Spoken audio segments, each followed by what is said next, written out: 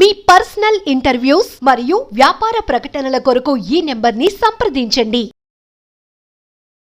నమస్తే, welcome to మనం TV. నేను వలి.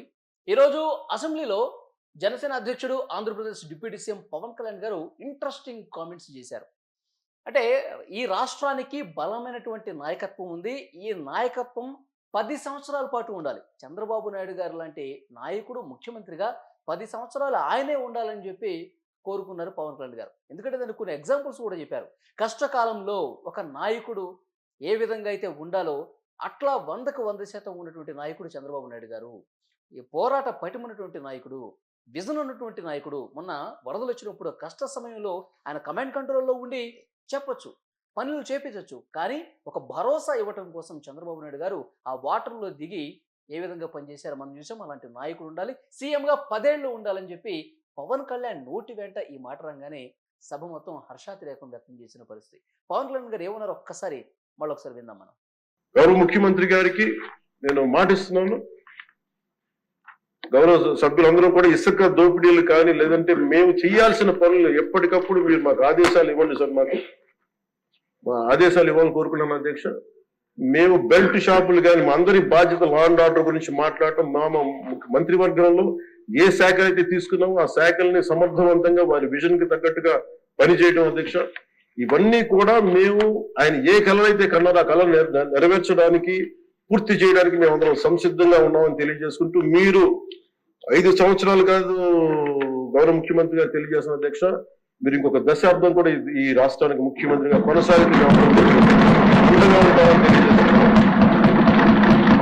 ఇదే స్ఫూర్తిని కొనసాగించాలని, ఇదే మీ ప్రతిభా పాఠవాలను చూపించాలని మనస్ఫూర్తిగా మేము కోరుకుంటూ, గౌరవ సభ్యులందరికీ సభాపతి గారికి మనస్ఫూర్తిగా ధన్యవాదాలు తెలుపు సమర్పిస్తున్నాం. అది పవన్ కళ్యాణ్ గారు చెప్పింది. దీని మీద కొంత మనం విశ్లేషణ చేసే ప్రయత్నం చేద్దాం. అనలిస్ట్ కట్టా కార్తీక్ ప్రస్తుతం నాతో పాటు ఉన్నారు. కార్తీక్ గారు, పవన్ కళ్యాణ్ గారు ఈ మాటలు విన్న తర్వాత మీకు ఏమనిపించింది? అంటే ఏపీ పొలిటికల్ ఫ్యూచర్ని ఆయన క్లియర్గా చెప్పారు. ఈ మధ్య ఆయన సినిమాలు చాలా కాలం నుంచి రావట్లేదు, ఎందుకంటే రాజకీయాల్లో బిజీగా ఉండటం వల్ల. కానీ ఏపీ పొలిటికల్ పిక్చర్ని క్లియర్గా చెప్పారు ఆయన. రాబోయే 10 సంవత్సరాల కాలంలో చంద్రబాబు నాయుడు గారే ముఖ్యమంత్రిగా ఉంటారు, మేమంతా అండగా ఉంటామన్న విషయాన్ని చాలా క్లియర్గా కుండ బద్దలు కొట్టినట్టు పవన్ కళ్యాణ్ గారు చెప్పారు. ఎందుకంటే దానికి ఒక కారణం ఉంది. ఏం ఆలోచన లేకుండా చెప్పలే, ఆవేశపూరితంగా చెప్పలే, చాలా ఆలోచనాపూరితంగా చెప్పారు. 2014లో జనసేన, టీడీపీ, బీజేపీ ఉమ్మడి ప్రభుత్వం రాష్ట్రం అధికారంలోకి వచ్చింది. ఆ రోజు చంద్రబాబు నాయుడు గారు ముఖ్యమంత్రి అయ్యారు. కానీ వివిధ కారణాల వల్ల ఈ ముగ్గురు కూడా మళ్ళీ వేరువేరు అయ్యారు. బీజేపీ విడిగా పోటీ చేసింది 2019 ఎన్నికల్లో, జనసేన విడిగా పోటీ చేసింది, టీడీపీ విడిగా పోటీ చేసింది. విడిగా పోటీ చేయటం వల్ల ముగ్గురు నష్టపోయారు. ఆ రోజు ఉన్నటువంటి వైసీపీ వేవు, జగన్కి అనుకూలత, ఇవన్నీ జగన్కి కలిసి వస్తే ఈ ముగ్గురు విడిపోవటం అనేటువంటిది వీళ్ళకి ఇబ్బందికరంగా మారింది. నా విషయాన్ని పవన్ కళ్యాణ్ గారు చాలాసార్లు నమ్ముతారు. అంత జగన్ వేవులో కూడా మేము ముగ్గురం కలిసి ఉండుంటే పరిస్థితి వేరుగా ఉండేది, ఈ పరిస్థితి ఉండేది కాదని. కానీ ఆ 2019 నుంచి 2024 వరకు ఏం జరిగింది? 2014 నుంచి 2019 వరకు చంద్రబాబు నాయుడు గారు ఏ కష్టానైతే పడ్డారో, ఏ రాజధాని కోసం ప్రయత్నం చేశారో ఆ రాజధానికి కిరి చేశారు, రాష్ట్రానికి కిరి చేశారు, కంపెనీలు పంపించేశారు. చంద్రబాబు గారు ముద్ర ఉండకూడదనే కారణం చేత ఏ కంపెనీని ఆంధ్రప్రదేశ్లో ఉండలేదు, కొత్త కంపెనీని తీసుకురాలేదు. సో విధ్వంసం జరిగింది. గతంలో 5 సంవత్సరాలు అసలే విడిపోయిన రాష్ట్రం, రాజధాని లేని రాష్ట్రం, పరిశ్రమలు లేని రాష్ట్రం, అభివృద్ధి లేని రాష్ట్రం. అలాంటి దాన్ని ఒక పరిస్థితిలో పెట్టడం కోసం చంద్రబాబు నాయుడు గారు తప్పించి కొంత ప్రయత్నం చేస్తే ఆ ప్రయత్నాన్నంతా బూడిద పాలు చేశారు. ఇప్పుడు మైదానంలో ఆడకపోవటం రకం, ఆడలేకపోవటం, కానీ మైదానం తవ్వేయటం ఇంకో రకం. ఇప్పుడు తవ్వేశారు, తవ్వేసిన దాన్ని మళ్ళా మైదానంగా నిర్మించుకొని ఆట స్టార్ట్ చేయాలి ఇప్పుడు చంద్రబాబు నాయుడు గారు. ఇప్పుడు ఆ పరిస్థితుల నుంచి మళ్ళా గాడిలో పెట్టడం కోసం ప్రయత్నం జరుగుతుంది కూటమి అధికారంలోకి వచ్చిన తర్వాత. మళ్ళీ ఆ నష్టం జరగకూడదు. 2019లో జరిగిన నష్టం మళ్ళీ జరగకూడదు. కాబట్టి కలిసి ఉంటేనే కలసి సుఖం, కలిసే ఉందాం, కలిసి బాధ్యతతోటి, విజ్ఞతతోటి, దూరదృష్టితోటి, అనుభవంతో ఉన్నటువంటి నాయకుడు చంద్రబాబు నాయుడు గారు. కాబట్టి ఆయన నాయకత్వంలో ముందుకు పోదాం, ఆయన ఆలోచనలకు అనుగుణంగా ముందుకు పోదాం. ఆయన ఎగ్జాంపుల్స్తో చెప్పారు చంద్రబాబు నాయుడు గారి బాధ్యత ఎలాంటిది, ఆయన దూరదృష్టి ఎలాంటిది అనేది మొన్న విజయవాడ వరదను ఉదాహరిస్తూ చెప్పారు. అవును, ఆ విషయాన్ని మీరు కూడా ఇప్పుడు క్లియర్గా మరోసారి. ఇప్పుడు 10 సంవత్సరాల పాటు చంద్రబాబు నాయుడు గారే ముఖ్యమంత్రి అని చెప్పి కుండ బదులు కొట్టినట్టు చాలా స్పష్టంగా చెప్పారు కదా. ఇప్పుడు వైఎస్ఆర్ కాంగ్రెస్ పార్టీ ఏమని అనుకుంటుంది ఆ ప్రకటనతో? అంటే యాక్చువల్గా ఈ మధ్య వైసీపీ గురించి మాట్లాడుకోవాలంటే ఏదో ఆవేశంలో, భావోద్వేగంలో పిఠాపురంలో పవన్ కళ్యాణ్ గారు కొంత పోలీసుల్ని, ఒక హోంమంత్రి గారిని సున్నితమైనటువంటి హెచ్చరిక చేశారు. అది చేశారో లేదో వైసీపీలో మొదలుపెట్టారు, కూటమిలో చీలికొచ్చేసింది, విడిపోబోతున్నారు, పవన్ కళ్యాణ్ గారికి గ్యాప్ వచ్చింది, అది ఇదని స్టార్ట్ చేశారు. అనిత గారి మీద కోపం వచ్చిందని చెప్పి. ఇక ఎన్నాళ్ళలో ఉండదు, ఎన్నాళ్ళలో బంధం ఉండదు. 3 నెలల ముచ్చటే ఇక తేలిపోయింది. ఇప్పుడు సమరపడ్డారు. ఆ ఆశలన్నీ అడియాశలని చెప్పిపోయినట్టే కదా. ఇక పిక్చర్ క్లియర్ అయిపోయింది కదా వైసీపీ వాళ్ళకి. అసలు నిజానికి అనిత గారిని ఆ రోజు పవన్ కళ్యాణ్ గారు అనిత గారిని ఉద్దేశించి కాదు, ఆయన అంటే వాళ్ళ తల్లిని పిల్లల్ని కూడా అవమానించినటువంటి వాళ్ళని త్వరితగతిన అరెస్ట్ చేయాలనే ఒక భావోద్వేగం నుంచి మాట్లాడిని ఒక తప్పుగా చిత్రీకరించే ప్రయత్నం చేశారు. కానీ అదే సభలో చెప్పారు మమ్మల్ని ఎవరు విడదీయలేరని. ఆ పాయింట్ వదిలేశారు, వీళ్ళకి కావాల్సిన పాయింట్ మధ్య పట్టుకున్నారు. నిన్న మరి అనిత గారి మీద అదే పవన్ కళ్యాణ్ గారు ట్వీట్ చేశారు, శబాస్ అనిత గారు, అప్పుడు నేను 3,000 మంది అమ్మాయిలు తప్పిపోయారని వైసీపీ హయాంలో ప్రతిపక్ష నాయకుడిగా గొంతెత్తి మాట్లాడినప్పుడు వాళ్ళు పట్టించుకోలేదు. 30,000 సారీ పట్టించుకోలేదు. కానీ ఇక్కడ 18 మంది అమ్మాయిలు తప్పిపోయారంటే మీరు చేసినటువంటి శ్రమ కానీ మీరు పెట్టినటువంటి దృష్టి కానీ చాలా బాధ్యతతో కూడింది. పోలీస్ అధికారులకే మీకు యాట్సప్ కంగ్రాట్స్ అంటూ కూడా నిన్న ట్వీట్ చేశారు. మళ్ళీ దీన్ని మరి వైసీపీలు పట్టించుకోరు. మరి అనిత గారు సక్సెస్ కనపడుతుంది. వాళ్ళకి ఏం కావాలి, వాళ్ళకి మసాలా ఉన్న ఐటమ్ మాత్రమే తీసుకుంటారు. మసాలా కూడా కాదు, వీళ్ళు ఇరిపోతారు, వాళ్ళకి కావాల్సిన ఒక దృష్టి వీళ్ళు ఇరిపోవాలి, వీళ్ళ మధ్య గ్యాప్ ఉన్నట్టు ప్రజల్లో క్రియేట్ చేయాలి. అసలు వీళ్ళు గెలవకుండా చేయడం కోసం చాలా ప్రయత్నాలు చేశారు. హరిరామ్ జోగిని ముందు పెట్టారు, ముద్రగడ పద్మనాభం ముందు పెట్టారు, పవన్ కళ్యాణ్ మీద వలకబోసిన ప్రేమని ముందు పెట్టారు, పవన్ కళ్యాణ్ గారు సీఎం కావాలని జగన్ గారు తప్పించినట్టు మాట్లాడినట్టు వైసీపీ నాయకులు కొంతమంది ప్రయత్నం చేశారు పొత్తు కుదరకుండా చేయడం కోసం. కానీ ఆయన క్లియర్ గా తెలుసు, ఇప్పుడు ఒంటరిగా పోతే నా పరిస్థితి ఏంది, ఒంటరిగా పోతే కూటమి పరిస్థితి, ఒంటరిగా పోతే వైసీపీ ఎలాంటి పనులు చేస్తుంది, కలిసి ఉంటే రాష్ట్రానికి ఏ రకంగా లాభం జరిగింది అంటే వ్యక్తిగత ప్రయోజనం కంటే రాష్ట్ర ప్రయోజనం ముఖ్యం నమ్ముకునే నాయకుడు పవన్ కళ్యాణ్ గారు. ఆయనకి పదవులు ముఖ్యం కాదు. నేను క్లియర్ గా మరోసారి చెప్తాను, పదవులు ముఖ్యం కాదు.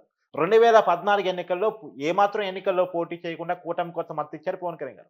కూటమి కోసం మద్దతు ఇచ్చారు కాబట్టి ఎన్నికలు అయిపోయిన తర్వాత చంద్రబాబు గారిని ఎమ్మెల్సీ అడగొచ్చు, మంత్రి పదవి అడగొచ్చు, లేదు అనుకుంటే బీజేపీతో కూడా పొత్తులో ఉన్నాడు కాబట్టి అక్కడ రాజ్యసభ అడగొచ్చు, అక్కడ కేంద్ర మంత్రి అడగొచ్చు, ఆయన అడిగితే ఇస్తారు.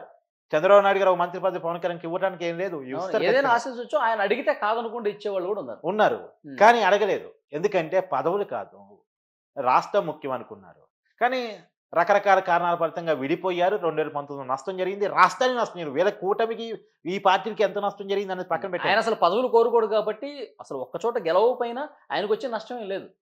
అసలు పోటీ చేయాల్సిన అవసరం కూడా లేదు. వాళ్ళు ఆయన ఎన్నికల్లో పోటీ చేయకపోయినా ఎమ్మెల్సీ ఇక్కడ కావచ్చు, అక్కడ కావాలంటే రాజ్యసభ కావచ్చు.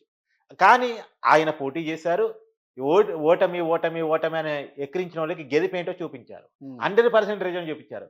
పోటీ చేసిన ప్రతి చోట గెలిచి చూపించారు. ఈ దేశంలో 100% గెలిచినటువంటి ఏకైక రాజకీయ పార్టీ మొన్నటి ఎన్నికల్లో జనసేన మాత్రమే. స్వతంత్రం వచ్చిన తర్వాత 100% రిజల్ట్ చూపించిన పార్టీ ఏ పార్టీ లేదు. పోటీ చేసిన ప్రతి స్థానంలో గెలవగలగటం, మళ్ళీ 21 స్థానాలు తీసుకోవడం మీద కూడా వైసీపీ ఆ రోజు చెప్పింది. 21 తీసుకున్నారు, పవన్ కళ్యాణ్ ప్యాకేజ్ తక్కువ, ఇది కాదు. అసలు ఈ మాత్రం స్థానాలకు పోటీ చేయడం కోసమా అంత బీరాలు పలికింది, పెద్ద పెద్ద సినిమా డైలాగులు కొట్టింది 21 స్థానాల కోసం అని చెప్పి విమర్శించారు కదా. మరి 170 స్థానాల్లో పోటీ చేసిన వైసీపీకి 11 స్థానాలు వచ్చినాయి. 21 స్థానాల్లో పోటీ చేసిన జనసేనకి 21 వచ్చింది. కటాకార్తిక్ గారు, పవన్ కళ్యాణ్ ఈ ప్రకటన తర్వాత అంటే జగన్మోహన్ రెడ్డి గారు ఎప్పుడెప్పుడు వీళ్ళ మధ్య విభేదాలు వస్తాయా, ఎప్పుడు విడిపోతారా, నెక్స్ట్ 5 సంవత్సరాల తర్వాత అంటే ఈ ప్రభుత్వం తర్వాత వచ్చేది మన ప్రభుత్వమే అనుకుంటున్నటువంటి జగన్మోహన్ రెడ్డి గారికి ఆయన ఆశల మీద నీళ్లు పడ్డ పరిస్థితుందా? 10 సంవత్సరాల పాటు చంద్రబాబు ఉంటాడు, ఇక నాకు అవకాశం రాదని చెప్పి డీలా పడిపోయిన పరిస్థితి ఉందనుకోవచ్చా? ఖచ్చితంగా. ఇప్పుడు జగన్మోహన్ రెడ్డి గారి అభిప్రాయం ఏంటంటే, ఆయనతో ఆయన తల్లి కలిసి ఉండలేదు, ఆయనతో ఆయన చెల్లి కలిసి ఉండలేదు, ఆయనతో రాజశేఖర రెడ్డి గారి అభిమానులు ఎవరు కలిసి ఉండలేరు, ఆయనతో ఎక్కువ కాలం ఎవరు ట్రావెల్ చేయలేరు. అలాంటిది వీళ్ళేంటి కలిసిపోతున్నారు? ఒక కులం కాదు, ఒక పార్టీ కాదు, ఒక కుటుంబం కాదు, ఒక బ్లడ్ కాదు, అయినా సరే చాలా బాగా కలిసిపోతున్నారు. సొంత అన్నదమ్ముల్లా కలిసిపోతున్నారు. ఇదేంటి వీళ్ళు ఇట్లా బాగా కలిసిపోతున్నారేంటి? నాతో ఎవరు ఉండలేకపోతున్నారు, వాళ్ళు మాత్రం భలే ఐక్యంగా ఐక్యమత్యంతో కలిసి. అంటే వాళ్ళకి కలిపింది ఏంటంటే ఒక మనస్తత్వం, ఒక నైజం అంటారు కదా, ఒక స్వభావం అంటారు కదా, ప్రజలే కావాలి, మనకి రాష్ట్రమే కావాలనుకున్న వాళ్ళే ఈ విధంగా కలిసి ఉండగలరు. అవును. ఇతన్ని వీళ్ళతో విడగొట్టిందేమో నేను, నా ఆస్తి, నా అధికారం అనేటువంటి వాంఛ చెల్లితోటి తల్లితోటి తగా తెచ్చి పెట్టింది విడిపోవడానికి కారణమైంది. వీళ్ళని కలిపిందేమో మా రాష్ట్రం, మా ప్రజలు, మా అభివృద్ధి అనేటువంటిది వీళ్ళందరినీ కలిపింది. సో పురోగభివృద్ధి ఎప్పటికైనా విజయాన్ని సాధిస్తుంది. రాష్ట్ర ప్రజలు అదే ఆలోచనతో ఉన్నారు. ఇప్పుడు రాష్ట్ర ప్రజలు కూడా ఒక డిసిషన్కి వచ్చారు. ఇప్పుడు మళ్ళా 2029లోనో సరే జమినీ వస్తే ఇంకంతకన్నా ముందో ఎన్నికలు వచ్చినా సరే ఇప్పుడు జరుగుతున్న అభివృద్ధిని డిస్టర్బ్ చేసుకోకూడదు. వైజాగ్ టీసీఎస్ వచ్చేదాన్ని డిస్టర్బ్ చేసుకోకూడదు. అమరావతిలో కంపెనీలు వచ్చేదాన్ని డిస్టర్బ్ చేసుకోకూడదు. ప్రకాశం జిల్లాలో కాగితం బ్యాటరీ పెట్టేదాన్ని డిస్టర్బ్ చేసుకోకూడదు. ఈ చిత్తూరు, కడప జిల్లాలో ఎలక్ట్రికల్ కంపెనీలు వచ్చేదాన్ని డిస్టర్బ్ చేసుకోకూడదు. అనంతపురం జిల్లాలో కాళ్ళ ఫ్యాక్టరీ వచ్చేదాన్ని డిస్టర్బ్ చేసుకోకూడదు. దేన్ని డిస్టర్బ్ చేసుకోకూడదు. ఈ అభివృద్ధి ముందుకు సాగిపోవాలి. పోలవరం కంప్లీట్ కావాలి. అమరావతి కంప్లీట్ కావాలి. పిల్లగాళ్ళకు ఉద్యోగాలు నేను రావాలి. అనుకోవడం ఏంటంటే ఆల్రెడీ ప్రజలకు ఒకసారి అనుభవం అయింది కాబట్టి ఆ తప్పు తెలిసింది కాబట్టి మరొకసారి చేయనని అనుకుంటున్నాను నేను. ఖచ్చితంగా చేసుకోరు. ప్రజల ఆలోచనతో ఉన్నారు. ప్రజలకు నాయకులుగా ఉన్నటువంటి వీళ్ళు అదే ఆలోచనతో ఉన్నారు. చూద్దాం నెక్స్ట్ పరిణామాలు మళ్ళీ మాట్లాడదాం. థ్యాంక్ యూ వెరీ మచ్ కట్ట గారు. Thank you.